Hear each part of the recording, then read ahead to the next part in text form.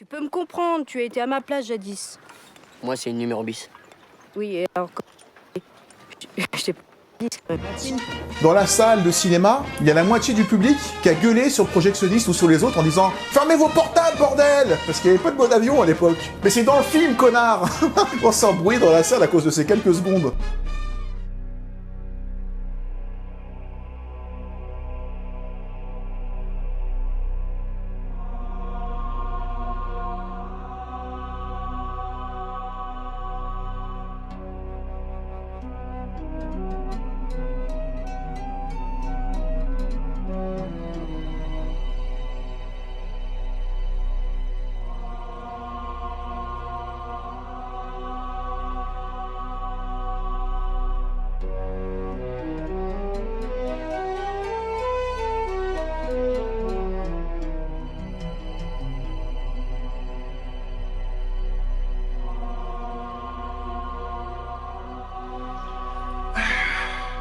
Alors, qu'est-ce qu'ils ont choisi dans le sondage de cette semaine? Les visiteurs ou la chèvre? Non, les cons. Astérix Mission Cléopâtre. 2400 votants, mais c'est des malades. 43% pour Astérix. Mais tout le monde l'a fait, Astérix. Tous les youtubeurs, ils l'ont fait. Toutes les vidéos en parlent. Je vais avoir l'air d'un con à dire la même chose que les autres. Ou alors... Je vais faire la vidéo la plus grandiose, la plus gargantuesque, la plus pharaonique jamais tournée sur Astérix Mission Cléopâtre. Ah, j'ai plein d'idées qui me viennent là. Oh là là, j'ai plein d'idées. Il va falloir beaucoup de potions magiques, mais je peux le faire.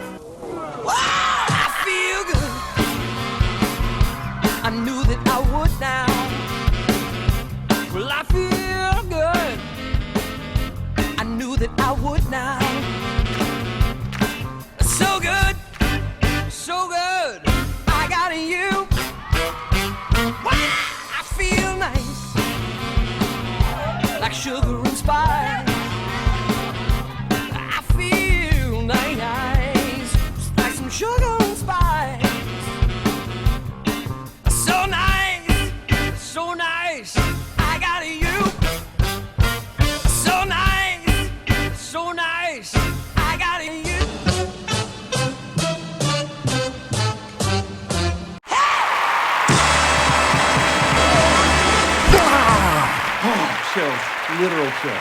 Bonjour à tous. Je suis crevé. Soyez les bienvenus sur Nyanko TV, je suis ravi de vous accueillir pour cette nouvelle vidéo que je vous promets XXL. Et vous m'avez demandé massivement, comme vous l'avez vu dans le sondage de la semaine dernière, Astérix Mission Cléopâtre pour le sujet du jour.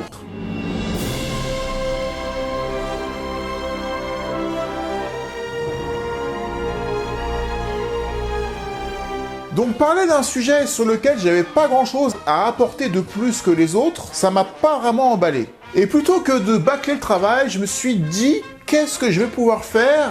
Qu'est-ce que je vais pouvoir apporter, la Nyanko TV Touch, pour aller dans une direction où personne, à ma connaissance, n'y serait allé? Ah, vous savez, il n'y a que les imbéciles qui ne changent pas d'avis. Je vais vous montrer mon slip. Ah non. Non, parce que ça peut intéresser les Français, n'est-ce pas? Non, ça je le ferai pas. Mais j'espère que la scène d'intro vous aura plu, parce que je me suis donné beaucoup de mal pour que ça tienne à peu près debout. Cléopâtre m'a demandé de construire un palais pour César. Ici. Sur tout ce terrain. De là à de là. Aujourd'hui, je vais vous proposer une vidéo en 3 parties. Une première sur la BD Astérix, ses origines, et, en grande partie, les origines d'Astérix et Cléopâtre, et l'adaptation en dessin animé de 68, qui va occuper une grande partie de ma vidéo, aussi bien dans la première que dans la troisième où je vais analyser le film en lui-même. Deuxième partie, la plus chiante pour ceux qui connaissent bien le film, les coulisses du tournage, le projet Astérix Mission Cléopâtre, et quelques anecdotes bien connues de la plupart d'entre vous. J'en suis désolé, ce sera la partie la moins fun pour certains. Et en dernière partie, pour ceux qui restent jusqu'au bout, j'oserais une critique un peu plus nuancée que ce que peuvent dire la plupart des gens. On va commencer sans plus attendre. Je vous remercie d'être de plus en plus nombreux chaque semaine à vous abonner à Nyanko TV. Je vous invite à ceux qui ne l'auraient pas encore fait, et il y en a encore presque 60% d'entre vous qui sont des spectateurs réguliers mais qui ne s'abonnent pas. Je vous demande de prendre une seconde pour le faire, car c'est ce clic qui montre que je vais dans le bon sens et qui m'encourage à continuer, et qui montre aussi à YouTube qu'il se passe quelque chose sur cette chaîne, ou en tout cas sur certaines vidéos. Et donc c'est en vous abonnant, en mettant le petit like, en mettant le petit commentaire, en faisant tout ça en même temps, que YouTube va détecter que cette vidéo mérite peut-être d'être vue par d'autres. Je vous en remercie énormément. On est parti, trêve de blabla pour Astérix et Obélix, Mission Cléopâtre. C'est une bonne situation, ça, Scribe. Vous savez, moi je crois pas qu'il y ait de bonnes ou de mauvaises situations. Moi, si je devais résumer ma vie aujourd'hui avec vous, je dirais que c'est d'abord des rencontres. En 1959 après Jésus-Christ, toute l'Europe n'a Dieu que pour Tintin, qui préparait tranquillement sa 20e aventure et sa 30e année d'existence. Toutes, oui, mais jusqu'à ce jour d'octobre 1959, où la France fit connaissance avec Astérix et son village. En 1959, ils étaient connus des amateurs de bande dessinée car ils avaient fait une merveilleuse série qui était l'histoire de Oum Papa. Mais voilà qu'ils participent à la création d'un nouveau journal pour enfants qui va être une superbe invention très vite, c'est Pilote. Ils veulent évidemment avoir dans le journal une bande nouvelle. Ils cherchent, ils décident absolument de chercher un sujet qui les amuse, qui les intéresse. Goscinny dit à Uderzo, tiens écoute, prenons un livre d'histoire du monde et puis cherchons une époque où des personnages pourraient nous amuser. Alors ils passent en revue les hommes des cavernes, et puis les Égyptiens, et puis les Grecs, et puis brusquement arrive le mot gaulois. Et là, les idées fusent. Ce qui s'impose tout de suite, c'est un grand et un petit, deux copains, deux Gaulois, et ben ça va être Astérix et Obélix. En 1965, la 6e et sans doute la plus spectaculaire des aventures d'Astérix est disponible. Il s'agira d'Astérix et Cléopâtre, inspiré par le film Cléopatra de 1963 que Uderzo et Goscinny ont vu ensemble, avec Elizabeth Taylor, un véritable gouffre à pognon pharaonique qui dure 4 heures, avec des moyens énormes pour l'époque, 650 perruques, 2 ans de tournage, 7500 paires de chaussettes. Rassurez-vous, je vais essayer de bien équilibrer les... Parce que je sais qu'il y en a beaucoup qui n'aiment pas. Et ceux qui n'aiment pas, c'est ceux qui n'ont pas vu le sketch. Je vous recommande le sketch des Inconnus, le formidable sketch des spectacles parisiens. Vous comprendrez un petit peu mieux cet effet de gag à répétition, d'empilage des moyens dans une grande production. 250 slips. Et 5 ans en tout pour concevoir ce film de A à Z. Et 11 ans de chômage. Film qui a failli ruiner la 20th Century Fox, bref, Astérix devait se pencher sur le sujet. Du point de vue des dessins animés, après un premier Astérix le Gaulois plutôt sommaire d'un point de vue technique et artistique, c'est Astérix et Cléopâtre qui sera directement choisi comme étant la 2e adaptation, et elle est considérée depuis par beaucoup comme la référence des Astérix en dessin animé avec les 12 travaux, car les deux sont énormes. Mais il faut se rendre à l'évidence, sous-marraine. Ton peuple est décadent. Mon peuple a construit des pyramides, la tour de Pharos, les temples, les obélisques. C'est vieux tout ça, ma Cléopâtre. Assez! Les deux BD ont en commun, en tout cas selon moi, une ambiance extraordinaire. Les 12 travaux car il y a un mélange de cultissime, avec la maison qui rend fou. Yves. Mais non, pas Yves, 4. Nous allons au 6e. Mais aussi une ambiance inquiétante et fascinante par moments, dans cette grotte à la recherche de la bête.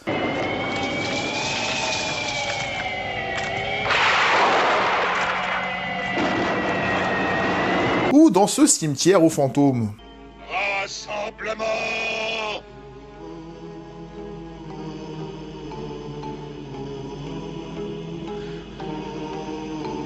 Et il s'agit d'un scénario original, qui ne suivait pas les pas d'une BD qu'on avait déjà lue. Et c'est le problème, pour moi, principal, voire le seul, du film d'Alain Chabat. On aura l'occasion d'en parler plutôt en 3e partie. Et par Astérix Mission Cléopâtre, qui dans son dessin animé de 68, bénéficie, je trouve, d'un extraordinaire doublage de personnages.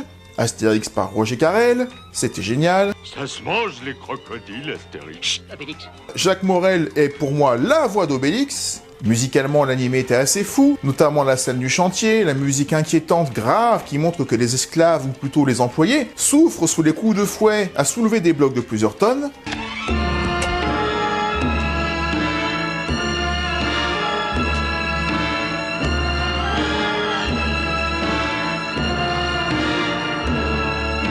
Il y a également une super ambiance musicale avec « Quand l'appétit va, tout va ». La cervoise d'Astérix. Quand l'appétit va, tout va. Quand l'appétit va, tout va. J'adorais cette chanson quand j'étais petit. Le bain de Cléopâtre avec son lion, un lion avec une voix particulièrement mémorable.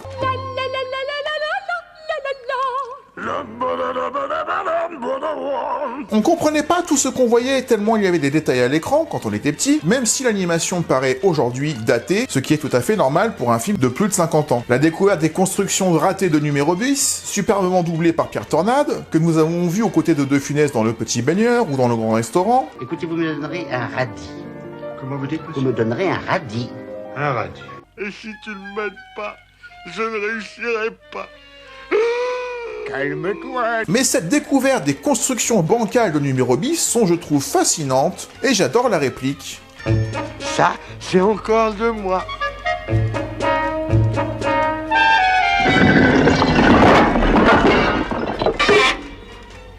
Ça, c'était de moi.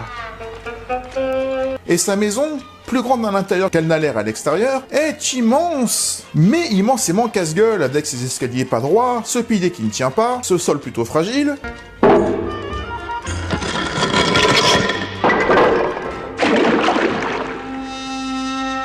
Et puis à mon bon fils et son acolyte sont très inquiétants, avec de bonnes têtes de méchants comme on les aime, des voix inquiétantes, des plans machiavéliques à ne plus savoir quoi en faire. On va en reparler encore une fois de cet animé dans la troisième partie, où on va parler de la critique du film. Mais tout... Oh, par Vulcain. On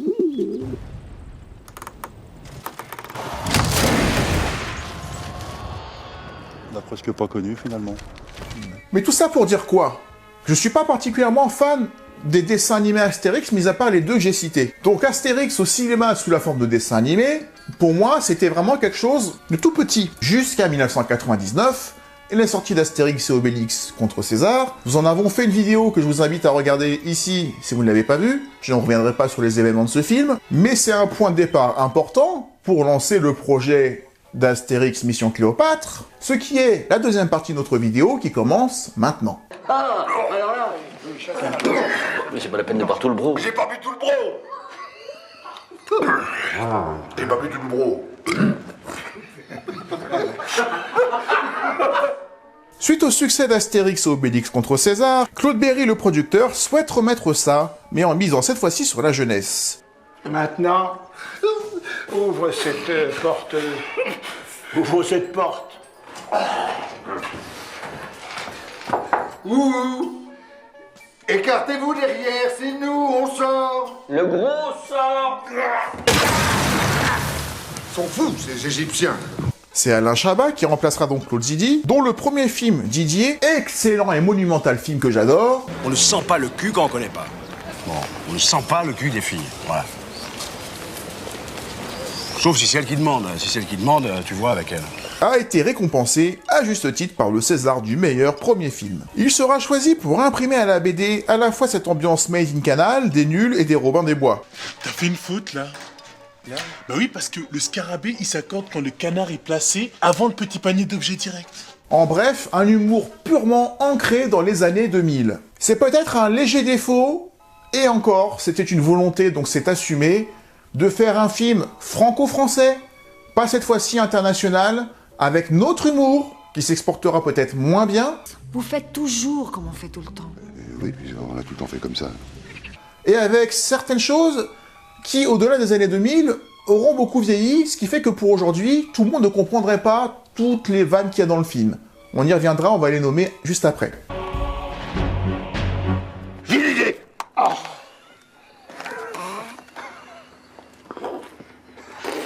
Le chien est tout noir, il est tout noir, le chien. Je pense qu'il faut changer d'acteur pour Panoramix, il est ruiné. Sur ce projet, Alain Chabat sera le patron. Il supervisera les maquettes, les costumes, les effets visuels, le casting, il choisira ses acteurs, parmi les nuls ou ses amis, ou ceux avec qui il a déjà travaillé, sur Didier par exemple, où il engagera une partie de l'équipe technique de Didier, ou bien Pitoff et sa société aux effets spéciaux, on en a l'habitude maintenant, et il imposera ses conditions. 1. Ne pas tourner dans le village une nouvelle fois. 2. Mettre les pirates qui sont absents du premier film et qui manquent cruellement. C'est pas faux. 3. Donner un rôle important à Jamel Debbouze. allez. Il habite où, Remix? Il habite au nord, bien plus au nord. Allez, Cannabis, allez. Galope, Cannabis, galope, galope, Après étude des différentes possibilités d'adaptation, Alain Chabat était conscient que tourner Astérix et Cléopâtre serait bien plus coûteux que de tourner par exemple Astérix Gladiateur ou Astérix Légionnaire, ou même encore le combat des chefs. Astérix Légionnaire, c'est mon préféré avec Astérix et Cléopâtre et les 12 travaux. Mais pour autant, j'espère pas qu'on en fera un film un jour, je vous expliquerai pourquoi à la fin de la vidéo. Mais c'est Claude Berry qui va conforter Alain Chabat dans le choix de l'adaptation d'Astérix et Cléopâtre, convaincu par le potentiel commercial étant donné le succès du premier film, et ayant une vision grand spectacle de ce nouveau film dans le cadre de l'Égypte collerait parfaitement à l'ambition de faire un film artistiquement supérieur au précédent, voire supérieur à tout ce qui a été fait jusque-là dans notre cinéma. Pour Alain Chabat et son producteur, plusieurs changements sont nécessaires comparés au film de Claude Zidi. D'une part, pas de grosse co-production européenne, qui a le défaut de devoir donner du temps de jeu à une mosaïque d'acteurs de genres différents et d'horizons différents, et qui donne au final un film vitrine qui n'a pas le temps de creuser grand-chose. Peu de tournage en intérieur, mais le maximum de cadres naturels ou d'extérieur afin de reconstituer l'Égypte. Certes, tourné au Maroc, mais on n'y voit que du feu. Et enfin, un Christian Clavier certes reconduit pour la continuité avec le premier, mais dirigé autrement afin de ne pas reproduire cette sensation de Jacques Ibis du premier film. Vous êtes nouveau ici? Oui, en fait, on vient d'être muté dans le coin. Oui, c'est pour ça. Parce que cette potion est une potion magique que nous prépare notre druide. Au niveau du casting, outre l'obligation d'intégrer Jamel Debbouze dans un grand rôle, Alain Chabat s'entourera de sa compère des nuls Chantal Lobby, dans le rôle de carte à puce, d'Isabelle Nanty qui jouera à fond la carte de la lutte ouvrière, Mousse Diouf dans le rôle de Baba, Edouard Baird en assurance touriste bis, alias Otis, Monica Bellucci, la magnifique Monica Bellucci, bien qu'Isabelle Adjani ou Naomi Campbell avaient été imaginées par Alain Chabat avant, Gérard Darmon, qui par l'intermédiaire de Vincent Lindon va demander à Alain Chabat de faire partie de l'aventure de quelle manière que ce soit, de Dieudonné, de Pierre Tchernia, dont le visage est présent dans 5 BD et dans les animés en tant que voix off, Claude Rich, parfait en assurance Tourix, Joy Star, qui devait jouer un personnage nommé Nick la Police, personnage finalement zappé, Omar et Fred, dans un duo coupé au montage également, dont voici la scène coupée. Vous n'avez pas fini de colorier encore? L'hiéroglyphe, ça se peint délicatement, sinon c'est laid. Maintenant, si vous voulez qu'on fasse du travail de Gaulois... D'accord, c'est bon, d'accord, ça va. Et les couleurs, là, ça va tenir? Mais ça bougera pas, ça. C'est de l'azurite pulvérisée. Ça tient des siècles, ça. Ils ont dû attendre 2 semaines pour tourner cette scène-là sans qu'elle soit intégrée au montage. Selon les 2 acteurs, 2 semaines de pures vacances. Jean-Paul Rouve, Bernard Farcy et bien d'autres viendront compléter une distribution, encore une fois, immensément riche. Sans oublier Alain Chabat, qui devait à la base faire jouer Alain Delon qui s'est désisté au dernier moment, et va du coup endosser lui-même le rôle de César, parce que César est avec Cléopâtre, et que Cléopâtre, c'était Monica Bellucci. Rien que pour la scène de fin, ça devait valoir le coup. 300 millions de francs de budget, soit plus de 50 millions d'euros. Désolé. C'est un nouveau record qui a été depuis dépassé entre autres par l'Astérix suivant, où l'argent a été bien moins bien utilisé selon moi, peut-être qu'on en parlera un jour, ou peut-être pas. Le tournage est prévu sur 21 semaines, partagées entre Malte, pour les scènes mettant en avant les pirates, et 14 semaines seront entièrement consacrées aux prises de vue qui se trouvent au Maroc pour simuler l'Égypte, avec ce fameux palais, lieu principal de l'histoire. Au passage, un délai de 3 mois sera nécessaire aux 500 techniciens pour construire ce palais plus vrai que nature. Les scènes en studio ou en extérieur à la neige seront quant à elles tournées à Épinay. Lors du premier jour de tournage, la construction du palais ayant légèrement de retard, car oui, figurez-vous, c'était déjà une habitude dans le bâtiment à l'époque, c'est la scène dans le désert entre Jamel et Edouard Baird qui sera privilégiée car peu gourmand en décor, le temps que la construction du palais avance pour de vrai. Les problèmes s'enchaîneront en revanche lors du tournage des scènes de chantier, entre autres de par la tourista attrapée par Alain Chabat, ce qui le conduira à dicter ses consignes par talkie-walkie depuis les toilettes. C'est une anecdote connue, je suis désolé, ça va sûrement en faire chier certains. Parce que la tourista... Mais c'est un passage obligé pour être complet. Le soleil écrasant, parfois jusqu'à 55 degrés, était un véritable enfer pour les 2000 figurants présents qui devaient ne pas être affectés par la transpiration sous l'effet de la potion magique. Il faisait tellement chaud que de nombreux membres de l'équipe technique se cachaient sur le chantier façon espion à la Chantal Lobby.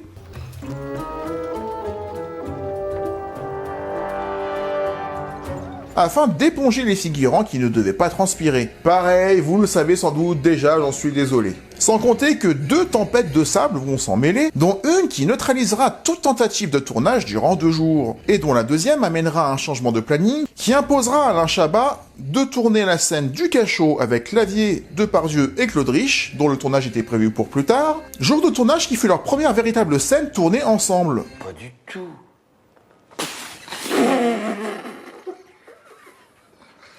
Alors là, pas du tout, mais...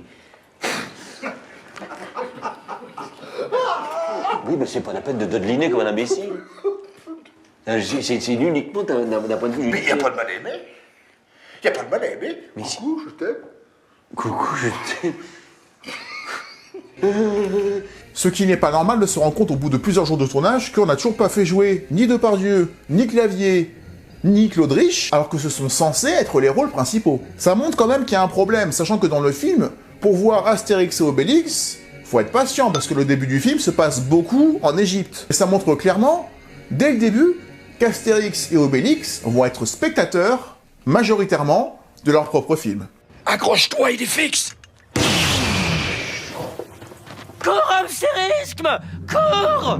Étant donné la complexité des plans mettant en scène les 2000 figurants, Alain Chabat fera appel à Luc Besson pour l'assister sur ces scènes de chantier compliquées, de loin les plus difficiles à tourner étant donné le nombre de personnes à diriger en même temps, de loin et dans plusieurs langues différentes. Car ces 2000 figurants vont amener malgré eux une logistique très complexe afin de gérer leurs costumes, leurs 11 km de tissu nécessaires à la confection de leurs vêtements, aux 500 sandales nécessaires et aux 1500 perruques confectionnées pour les ouvriers. Sans compter les 12 perruques, rien que pour Monica Bellucci.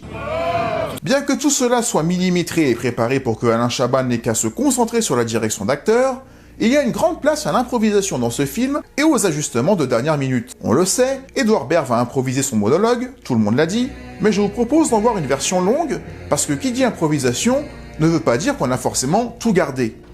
Otis, mon scribe, celui qui a lancé les travaux, il parle très bien votre langue et toutes les langues vivantes. Hein. Il parle le celte, il parle couramment le latin, le grec, quoi d'autre? C'est tout. C'est tout. C'est une bonne situation, ça, script. Vous savez, moi je crois pas qu'il y ait de bonnes ou de mauvaises situations. Hein. En fait, moi j'ai toujours eu la passion, depuis que je suis enfant, de la peinture et de l'écriture, c'est-à-dire finalement quasiment de la même chose. Et ce qui est assez amusant, c'est que j'ai eu plus tard l'occasion de vivre cette passion, de l'habiter, de faire ce qu'on appelle profession-passion. Moi, si je devais résumer ma vie aujourd'hui avec vous, je dirais que c'est d'abord des rencontres. Des gens qui m'ont tendu la main peut-être à un moment où je ne pouvais pas, où j'étais seul chez moi.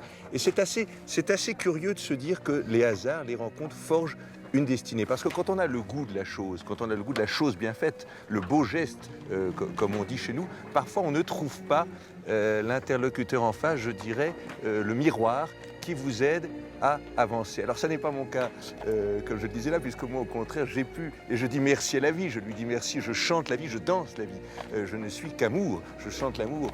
Mais ce qui est amusant d'être là ensemble et qu'on évoque ça aujourd'hui, c'est que je suis à ce tournant-là de la vie. Aujourd'hui, je réalise pleinement, par ce travail avec mon maître, je réalise cette passion. Mais quand je dis passion, c'est le cœur, c'est les tripes, c'est le vécu d'un homme. Un homme qui peut s'exprimer. Annonce 51 sur 5, 6e pick-up. Mais et finalement, quand beaucoup de gens aujourd'hui me disent « Mais comment fais-tu pour avoir cette humanité ?»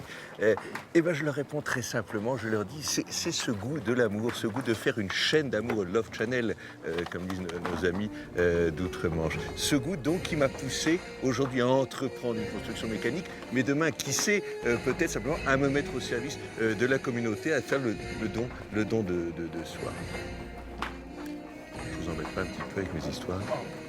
Du tout. Avec la scène d'itinéraire. Oh! Merci. Idem avec la scène d'Itinéris, complètement improvisée sur place par Alain Chabat, qui a tourné plusieurs versions, dont celle-là, qu'il n'était pas forcément sûr de garder au montage, en se disant que peut-être que ce qui se passe dans les années 2000, en 2022, c'est quelque chose que les jeunes générations ne comprendraient pas. Tout comme la scène de l'homme qui court en chien,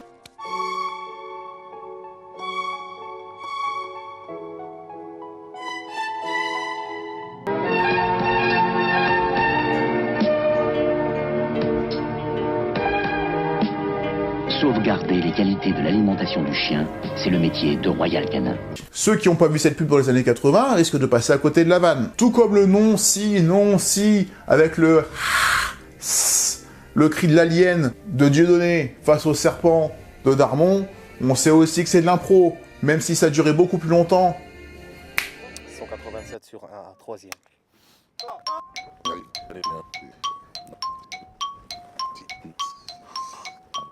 Non, c'est bon. Non. Non. Oui. Non. Non. Non. Non, on peut pas. Non. Bon, on peut pas. La scène de la langouste qui remplacera 3 pages de script consacrées à un combat entre Obélix et les Romains. Décidément, Obélix a jamais été aussi peu présent dans un film que dans celui-là. Autant dans le premier, il avait sa petite histoire d'amour avec Falbala, autant dans celui-là, c'est Astérix, Clavier, qui enfin joue un Astérix normal, calme, qui remue du pied et qui est assez exaspéré, mais qui garde presque toujours sa voix posée. Un Christian Clavier bridé, un Christian Clavier castré, mais c'est ça Astérix. Je vous disais qu'Astérix c'était pas drôle à jouer parce que c'est un moralisateur très chiant qui a pas grand-chose à faire. Et ben là on le voit clairement, pourtant il est bon. Astérisque. Rix. Risque. Oui, Rix, on fait. Risque, moi. En tout cas, concernant la langouste, une petite page d'humour, doublée par le génialissime Jean-Pierre Bacry au passage. Mais ça aussi, vous le saviez. C'est pas inintéressant. Ça rappelle un peu, en moins bon, l'alcool de palme qu'on buvait dans cette petite buvette des environs de Luxor. Comment elle s'appelait, la grosse dame très sympathique? Bacry a également suggéré, en post-production, certains inserts, comme le « Viens me le dire de profil, j'étais un homme ». À la base, c'était pas du tout ça.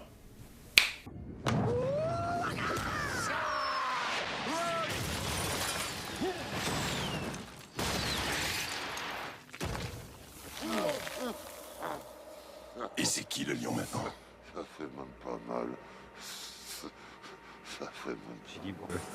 110 millions de dollars de recettes, 14,5 millions de spectateurs en France, record national pour cette année 2002, Astérix va même battre Star Wars épisode 2 ou encore Harry Potter et la Chambre des Secrets. Je vous propose maintenant qu'on a synthétisé ce qu'il fallait savoir, de parler de mon avis sur le film en lui-même, un avis qui sort peut-être, enfin, des sentiers battus. Et il est temps, réellement, de mettre les pieds dans le plat.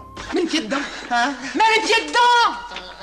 Mais pas toi! Alors oui, très clairement, Astérix, Mission Cléopâtre, est de loin le film le meilleur de tous les films en prise de vue réelle, je précise, d'Astérix.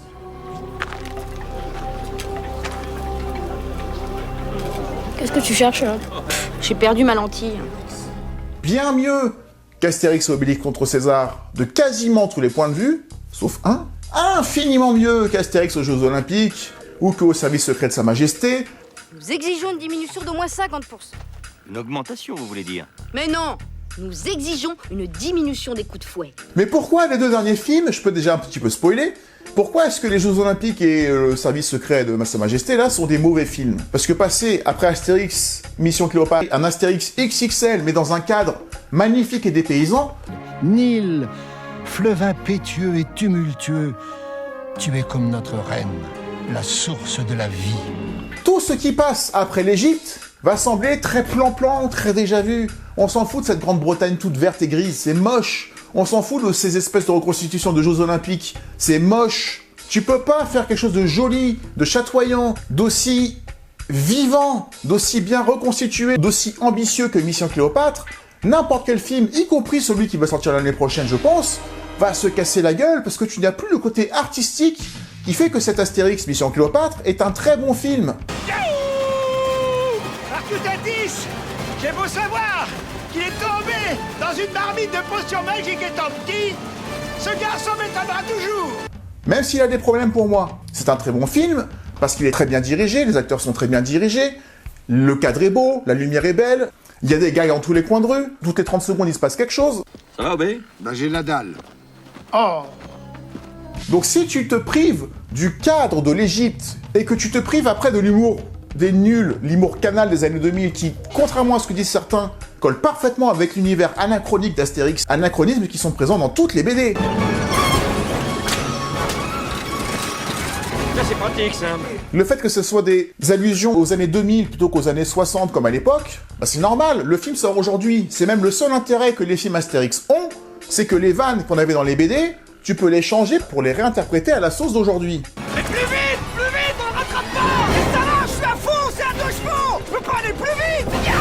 Et ce que je viens de dire, c'est super important pour que vous compreniez mon avis un peu sévère que je vais avoir sur ce film. C'est pas le film le problème, c'est le concept de faire des films Astérix. Quand je vois ça, certes, le premier, on était curieux de voir des dessins prendre vie au travers des acteurs qu'on connaissait bien. Le deuxième était XXL parce qu'en Égypte et que c'était une très belle BD.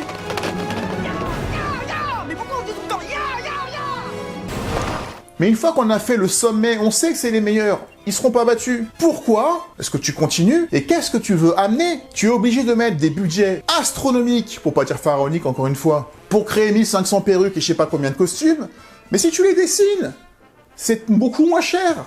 D'ailleurs, Astier, ces animés, ils sont très bons. Donc le problème déjà, c'est pourquoi faire de l'animé en film? Est-ce que tu amènes vraiment une plus-value à quelque chose? Je ne sais pas. Et le deuxième, c'est que si tu adaptes une BD que tu as déjà lue, voire vue en dessin animé, à quoi ça sert de raconter une histoire qu'on a déjà lue ou vue dans le film de 68? Tu as 3 mois pour te racheter en construisant un palais magnifique, ici, à Alexandrie, pour Jules César. 3 mois. Et du coup, on va se recentrer sur le film d'aujourd'hui, on va arrêter de parler des autres. J'affectionne énormément Astérix et Cléopâtre, le dessin animé de 68.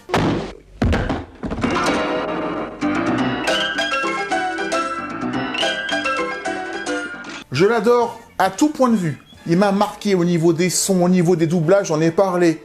Au niveau de l'ambiance des pirates. C'est pas les mêmes pirates d'ailleurs que dans le film. D'ailleurs, à l'époque de Astérix et Cléopâtre, c'était pas les mêmes pirates, c'était pas les mêmes visages. Il n'y avait pas Triple Patte par exemple.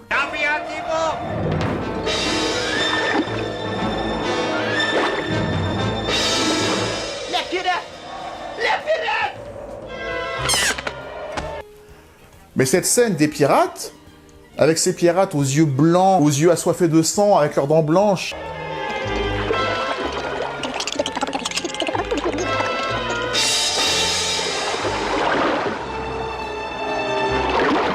Et ces Égyptiens qui se font dessus, avant qu'Astérix et Obélix ne viennent amener une espèce de gag de rupture, comme quoi ils vont faire peur aux pirates. On les aborde, on les égorge, on les étripe, on les massacre et on les coule. La routine habituelle, quoi. Il y a un moment dans cet animé, pareil dans les 12 travaux, où tu as une ambiance inquiétante qui, quand tu es petit, est très marquante. Et quand tu regardes le film Astérix Mission Cléopâtre, en ayant vu l'animé juste avant, où je passe un super moment à voir des séquences musicales comme L'appétit va tout va dans Astérix Mission Cléopâtre, j'en ai qu'une qui est très bonne. C'est I Feel Good, que j'ai fait au début. Mais j'étais déçu de pas revoir le coup de la recette du gâteau. Dans un grand bol de strychnine, del délié, de la morphine, de fer tiédi à la casserole. Non, pas encore. Un bon verre de pétrole. Oh, je vais en mettre 2. Un peu de beurre, là. Non, pas là, c'est curieux, quand même. Quelques gouttes de ciguë, de la bave de sangsue. Non, pas encore, enfin. Un scorpion coupé très fin. Et un peu de poivre en grains. Non. Beurre. Ah bon, beurre. Ah oui, c'est du beurre.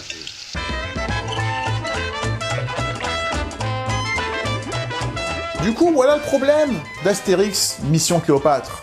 C'est qu'à aucun moment, lors de la diffusion du film quand j'étais en salle, je n'ai douté de ce que j'allais voir ensuite. Je pouvais deviner les scènes, puisque je connaissais la BD.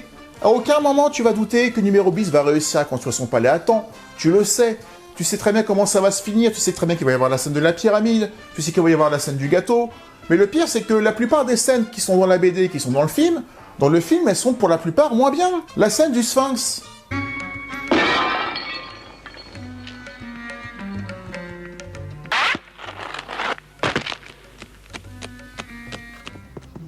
Bien, bien. Remarquable, hein. Avec le nez qui se décroche dans l'animé, je la préfère quand t'as les ouvriers qui sont en train de casser leur statue avec leur nez parce que du coup ils sont obligés de changer ce qu'ils sont en train de vendre parce que ça correspond plus à la réalité. Je préférais ça. Alors le film va amener autre chose. Ils vont amener Obélix qui soulève le Sphinx littéralement pour cacher le nez en dessous. Ça sert à rien. Ça amène même une incohérence. Si tu peux soulever un Sphinx Pourquoi t'as besoin de boire la potion magique pour ouvrir une simple porte dans la pyramide?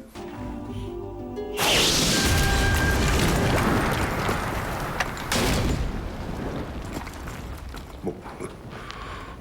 Je vois pas une grande différence entre avant et après la potion. Pyramide, scène excellente, magnifique à l'écran, avec une sortie originale, sous forme de dessin animé avec juste les yeux qu'on voit dans le noir.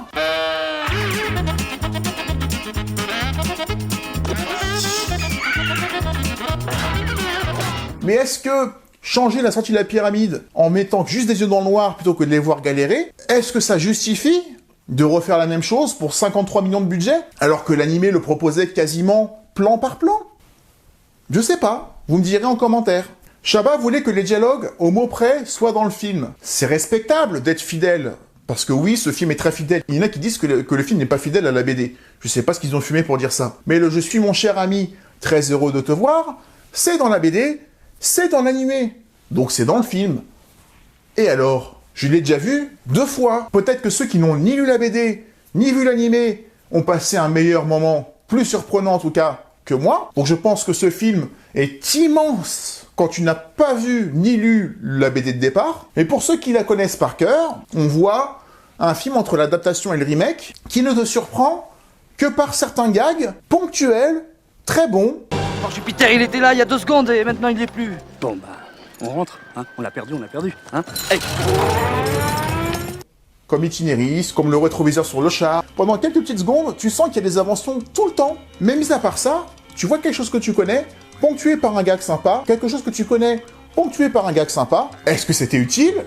Pour moi, non. Je pense que j'aurais survécu sans avoir vu Astérix Mission Cléopâtre si j'ai vu l'animé. Parce que l'animé apporte déjà énormément de choses. Écartez-vous, on sort. Non, on ne sort pas. Mais si, on sort. La scène du chantier, où les ouvriers découvrent Astérix et Obélix boire la potion.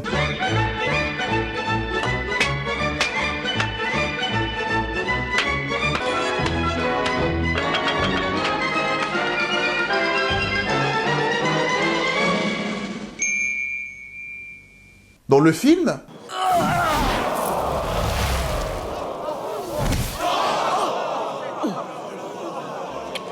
il soulève juste une pierre. Waouh, l'animé était plus impressionnant que le film. Ça me pose un problème. La file d'attente avec tous les ouvriers du chantier, le film il va amener quoi? Là-bas, près du chaudron. 30 minutes d'attente à partir de ce point. Hein, ça va? Une demi-heure d'attente à partir de ce point? Comme au parc Astérix? C'est sympa, j'adore l'idée, elles sont toutes bonnes. Mais c'est ça qui est nouveau, le reste on l'a déjà vu. Est-ce que c'est suffisant pour justifier une telle production que de vouloir rajouter des gags à la Canal, à une histoire qu'on connaît par cœur et qui n'ont pas pris le risque de la changer? Peut-être qu'ils n'avaient pas le droit. Mais regardez Astier qui fait un film Le secret de la potion magique, je ne connaissais pas l'histoire. Les 12 travaux, je ne connaissais pas l'histoire. Moi, j'aurais préféré voir la maîtrise de Chabat et son humour au service d'une histoire d'Astérix que je n'avais pas vue et qui aurait pu se passer en Égypte. J'aurais préféré voir ça. La scène dans l'animé où t'as 2 ouvriers qui font des heures sup. Et ces deux-là, que font-ils? Il faut des heures supplémentaires. Hé, c'est la fin de la pause. Allez, allez, bougez, au travail, au travail. J'ai rien dit. J'ai dit que c'est la fin de la pause. C'est dans l'animé. Il y a beaucoup de choses qui sont plan par plan les mêmes. Et dans le film, tu les vois en moins efficace. Moins efficace parce que peut-être que je l'ai déjà vu et que j'ai une référence. Mais le « écartez-vous, on sort » avec la porte qui défonce et le Romain qui se fait ratatiner. Écartez-vous derrière, on sort. Ouais, c'est ça. Et en revenant, si vous pouviez me ramener un paquet... Écartez-vous, on sort.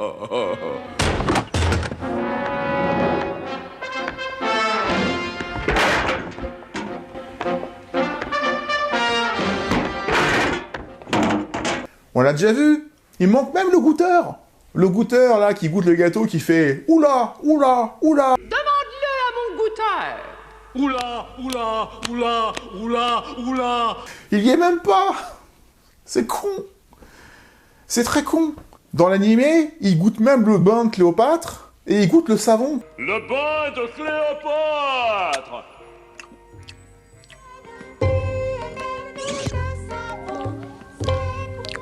Yeah. J'ai toujours trouvé ça bizarre et fascinant. Parce qu'il y a les bruitages,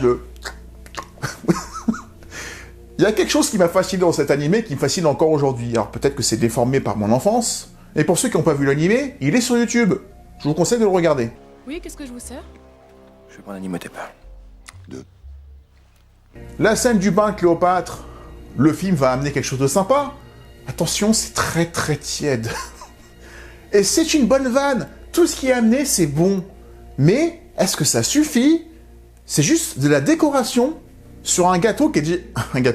Sur un gâteau qui est déjà fait, tu lui mets des petits trucs en plus, des petits fruits confits, pour en faire quelque chose avec une légère saveur différente. Mais quand tu coupes le gâteau, c'est la même chose qu'il y a dedans.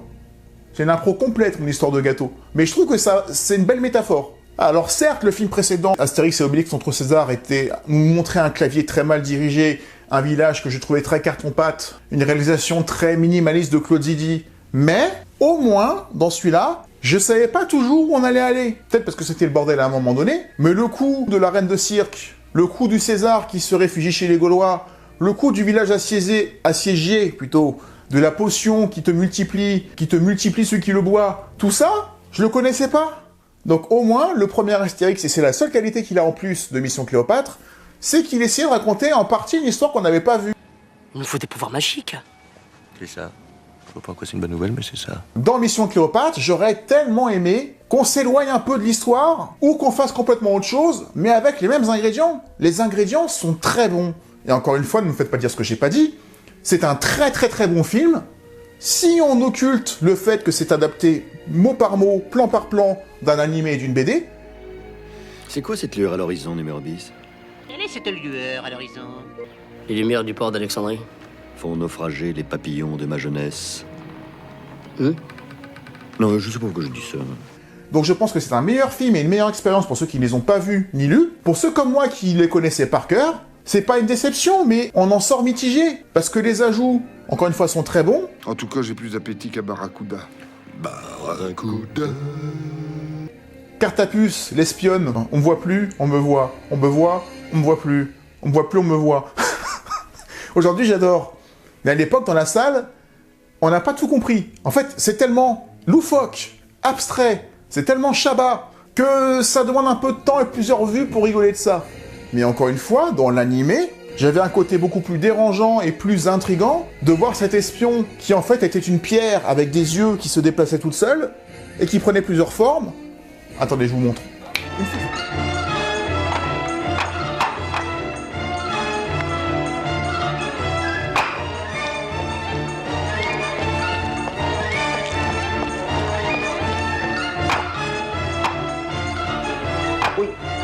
Il me faisait flipper cet espion. Alors là, je me dis, ouais, il y a une nouvelle version où le gars, pour éviter le budget de la pierre qui se transforme, tu fais le coup des yeux. Bravo. Est-ce que ça justifie de voir le même personnage, mine de rien, qui fait la même chose, avec juste un effet comique des yeux qui bougent? Encore une fois, vous me direz. Quand on l'attaque, l'Empire contre-attaque. C'est ce que je reproche au film, et c'est quand même un énorme point noir de ne pas être diverti par l'histoire d'un film, mais plutôt par ce qu'il y a autour. Parce que moi, ce que je veux voir dans un film, c'est une histoire en premier lieu. Maintenant que j'ai dit ça, faut quand même rendre à César ce qui appartient à César. À chaque seconde, il se passe des trucs que tu vois pas tout de suite au premier visionnage. Parce que c'est un film immensément riche. Pas de pierre, pas de construction, pas de construction, pas de palais, pas de palais, pas de palais. Quand tu vois le Charlie d'Où est Charlie à travers les fausses jumelles de Darmon, en 3 secondes, tu as 2 idées de génie, où j'applaudis complètement. Mais ces gags-là appartiennent à une scène, encore une fois, que j'ai déjà vue avant. Donc ce n'est que des petits ajouts. Mais les ajouts, ils sont parfaits, ils sont dans le timing, ils sont bons. Je suis pas fan du combat entre Jamel, numéro bis, et Darmon à mon beau-fils. C'est long, ça a mal vieilli, ça traîne un peu en longueur, mais c'est un ajout. Entre ça et Astérix qui drague une nana,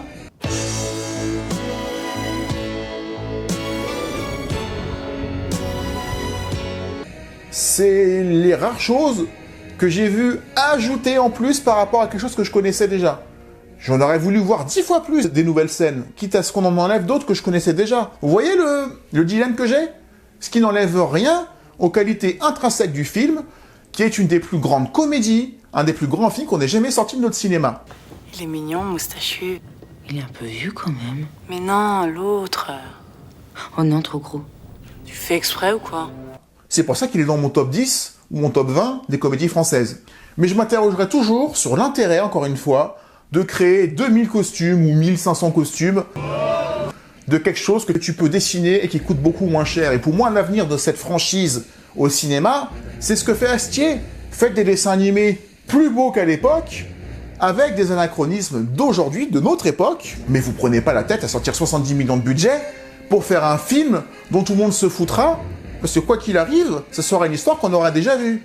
Ou alors, fais un film, si ça t'amuse, en prise de vue réelle, d'un scénario inédit. Sinon, je vois pas l'intérêt, encore une fois, d'adopter le service secret de Sa Majesté, d'adapter les Jeux Olympiques, ou le prochain, pareil. Je sais déjà ce que je vais voir comme film. Et c'est pas parce que t'empiles 20 ou 30 grands acteurs qui vont tous jouer 30 secondes chacun que ça fait un plaisir pour le spectateur.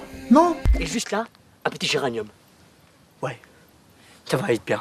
Et il y a que Chabat qui pouvait amener des plus-values, comme Itinéris a raison de ne pas se laisser faire.